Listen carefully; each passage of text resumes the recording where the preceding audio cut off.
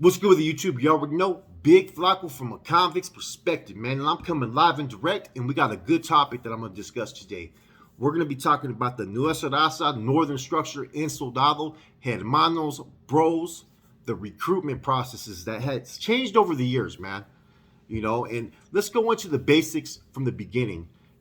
Up until the salutations 497, right? You had a ranking system: the NRCs, the NRAs, the NRTs. Nuestra Raza Council, which were the ones that created policy. The NRAs, which were the Nuestra Raza administrators, they're the ones that enforce policy. And then you had the NRTs. They overseen the discipline as far as the education within the NR collective. Okay?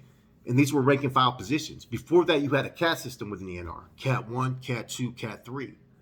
Okay? CAT 1 being a early member, CAT 2 being a squad leader, and CAT 3 a lot of times being the undercover Cs or elite hermanos. Okay, and a lot of times the recruitment process, like pre-90s, was basically the OASF facility could stamp your status, and then he would submit your name to a proper person that had, within rank and file. But a lot of times they weren't able to run the cross checks to affirm people's statuses, and so what? You'd have to have a sponsor and so forth, man. So there was a lot of recruitment, and there was a lot of different procedures that were imposed to where there was sometimes favoritism being applied, if you get what I'm saying. And say you're from, say, Stockton or something, you're going to recruit like 2 or 3 homeboys from Stockton because you're the OASF facility and you can stamp anybody's status. Therefore, you've built a wall. If anybody tries to intrude or cause any issues on that yard, you have the back end of your own car right here. That occurred a lot, right? So eventually the salutations came about, and the whole change of recruitment processes happened at that time, to where it was no longer certain individuals within the NR collective or rank and file could make those decisions. Now it was left upon, it had to have the stamp of a C or an individual who was bestowed authority through a C to recruit. Because that used to happen too sometimes, believe it or not. Sometimes if you were in Soldado that had a lot of rank and pull, and you were at a set facility and you wanted to recruit manpower, a lot of times certain Cs, if you were in contact, would bestow you the authority as long as you forwarded their names when you were recruiting them. And it's basically you're recruiting them, but they're stamping them without even knowing what's going on. Let's go into the recruiting process. So, which has been similar, but also changed over the years, man. And I don't know how the system's working now. I heard in the state there really is no Soldados no more. It's either Ns or Cs. But I heard in the feds they still have Soldados, and they've kind of gone back to the traditional ways, which for a while in the system, there used to be like C-biz and bro-biz. You know what I'm saying? That was it. And if you were an associate, sometimes you would be privileged to certain information. Okay. Now, in recruiting someone into the Nuestra Raza, in Soldado or whatnot, hermanos and bros. I like the term fucking Nuestra Raza. That's what I live by, and I still would use it back when I was active. I was still using that term. So, to get recruited as Nuestra Raza later on in the years, right? You would have to basically have 5 years as an NR member. Okay. To sponsor someone, and see, it would have to be basically sanctioned and stamped by a C. Normally that was at said facility. Okay. And upon sponsoring someone, you're going to provide them the education, whatever format or plan that you have. I've always felt that Soldados need 2 sponsors, period. I think the more information they gather, the more in tune they get with grasping and understanding what it means to be a Soldado. So when you're sponsoring someone, okay, you're responsible for their indoctrination. We can go through all the 7 phases, all the 7 fundamentals, but it all comes down to the basics. You know what I mean? Understanding the format, which is the introduction to what a Norteno Soldado is. What is the struggle about? It's all there in the format. Clear as day. Bonds, right? Which are the bylaw scriptures of the people. You get what I'm saying? These are what ensure due process. They guide you in how to safeguard yourself on these yards. They guard you how to direct the gente, and they guard you in how to make decisions. This is your authority in the absence of a C. As NR members, they're taught that the ultimate authority is a carnal, right? This is your higher authority that an NR member has to answer to. But say that you're at a facility like it used to be, there would be no carnals on these yards, even in the county jails. And so what you would have to do is, your authority is to reflect back upon your schooling and training. It would have to be the bonds. And see, that's why sometimes when you go to a facility, if you're a seasoned, qualified, and competent Soldado, and you roll up to a facility and there's no one there that really has the schooling and education, there's some questionable decisions. That's where your status comes into play, to where you have the responsibility to make a stand and do what's necessary. If that means demoting another soldado and then writing your report, that's what you have to do. I've done that a couple times where I got to the county jail, things were not going in accordance to what they were supposed to be. Bam, you got to relieve yourself of your position. And if they try to rebuke or try to fight back, no, it ain't gonna happen, bro. You're in violation. This, that. Step the fuck back. And it's as simple as that, because that's the responsibility you have once you become an NR Soldado. Is you've committed to the lucha, you've committed to the struggle. Therefore, you're responsible. You're responsible if anything goes wrong. And any, newly recruited NR Soldado would understand that. You can't let your egos get in the way. It's like if you're running a business, who do you want running the business? Do you want someone who's new? You know what I'm saying? Who just is starting to learn? Or do you want someone who has years of experience or knows how to apply it to run one efficiently and successfully? It's an easy answer. Anyways, so in recruiting an NR Soldado, you have to sit there and basically start to analyze and do what you would call character analysis. And then go screen their whole character. How are they acting? What are they doing? Are they striving? How is their conduct in the yard? Are they trying to do too much? You know what I'm saying? One thing that will make me push away from an individual being recruited is if they try to report everything. There's nothing worse than a soldado who thinks they're going to get brownie points reporting every little infraction. And I used to tell them, if you see something, why don't you go tell them? You know what I mean? I don't want to be bothered with some petty little, you know what I mean? Petty stuff. You know what I mean? It's like you're trying to cross the individual up. You're trying to make yourself look good, but you're making yourself look bad. So those are the things I want to see in an individual. You know what I mean? Are they humble? Do they grasp what you teach them? Do they ask questions? You know what I mean? Do they show a firm belief in what they're doing? You know what I'm saying? And you start to analyze those things, and sometimes you may decide to put them in a COC position. You know what I'm saying? Sometimes you'll get to a facility where you have a tier security, right? And the purpose for that tier security is maybe sometimes to give him some experience at a position, filing reports, getting that manpower, seeing what type of leadership skills that they have. Like if I get to a facility like back when I was active, I would never take a tier security position. It's not going to happen, because it's better off that you put a youngster in that position, and then if I can oversee him and see what he's doing, I can guide him in the proper direction and fix his mistakes. And that's how you start to be able to analyze and look at a soldado's potential. Are they a candidate to be recruited? And what ended up happening, right? The bad thing about this is a lot of individuals started to recruit people and stamp statuses that should not have never been stamped. When I was first hitting the system and been recruiting this, we had elite soldados. Some of these soldados, the C's that are getting recruited today couldn't even become NR members back in the days. That's how much discipline that they had, and how much conditioning, and how much, push and pull and strive that they had, man. It was a different type of element back in those days. But so when you're looking at a soldado, like I said, right, you're looking at, different qualities, their character defects, their also the ones that could be an asset. And eventually you're going to approach them and ask them, have they ever thought about becoming an soldado? And you're picking their brain. And a lot of times they'll start asking questions, and then you try to fill them in what an soldado is about. So that's why a lot of times, like I said, I would sometimes give an individual the format before they became an soldado, and let them know that this is an introduction into what being an soldado is about. Then you start to further ask those questions. You start to conduct what you call basically a Q&A with them. You know what I'm saying? Once you get what you needed, then you do that final step with them.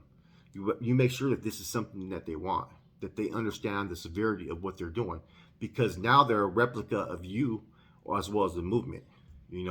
Like I said, there's 3 tiers to the people. There's the NF, which is an organization.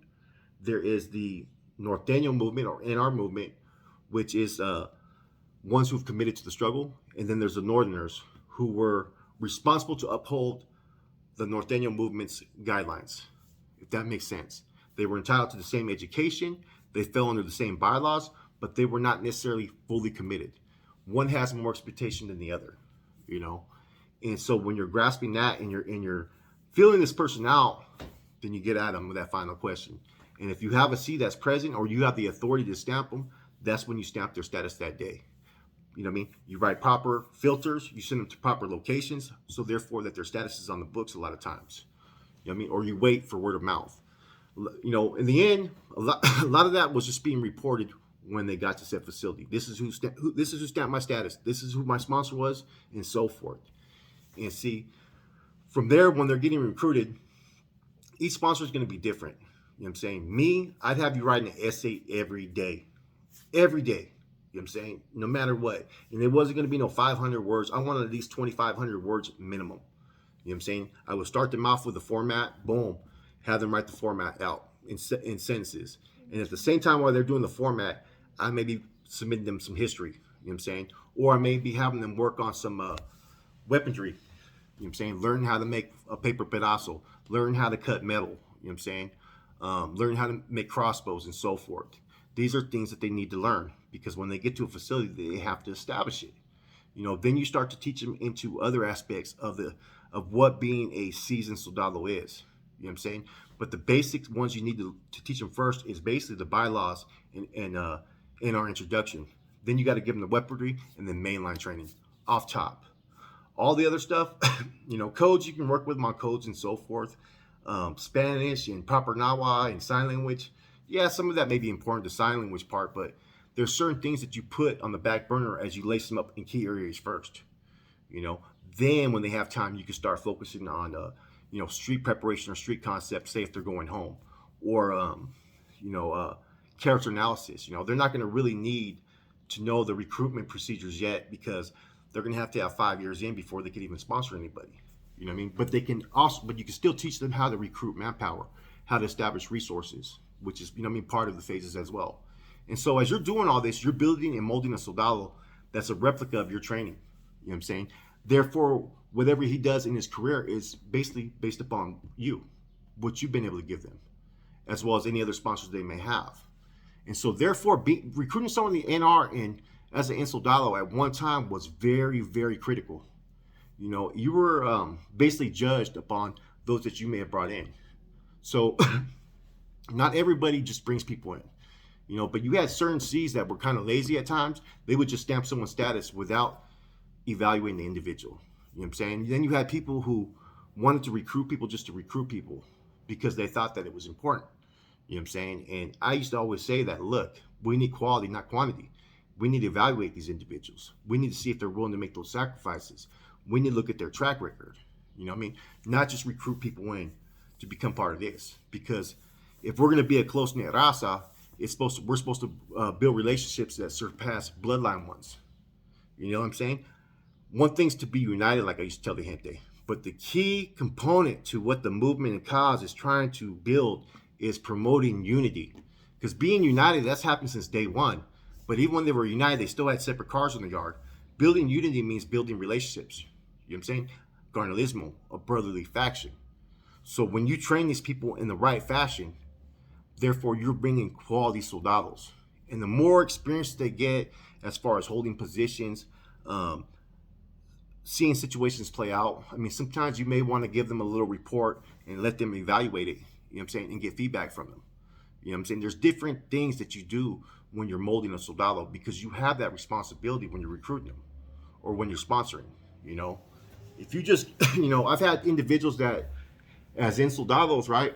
We had one that came through that I requested to the whole. I talked about it, Chino from Saho, where he had to do slice that he didn't do due process on it.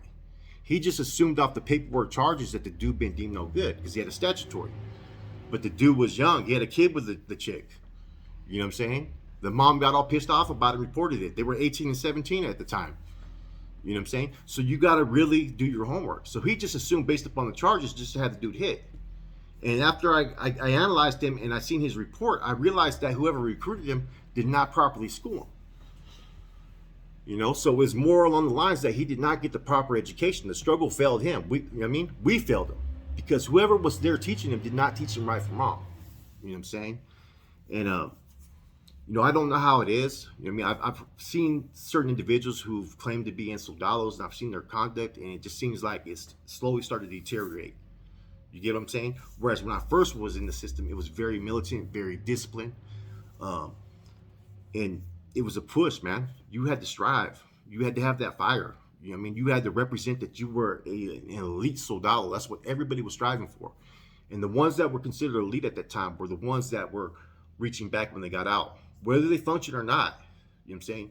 Taking care of your gente shows that you care, that you committed for a reason, you know? And that's another aspect that we should teach them, you know? One thing is to be committed behind the walls, but when you get out there, whether you choose to function or not, are you going to take care of those that you left behind? And see, that's how you would judge an individual, you know? And you want to make sure that they weren't doing things to try to brown nose. Like I said, there's nothing worse than those soldados who's trying to impress.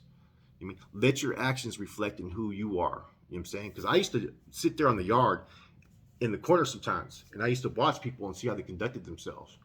And then I'd catch some of them slipping that I knew wanted to get pulled, and then they would feel ashamed of themselves. It's like, okay, that dude's in it for the ego. It ain't going to happen.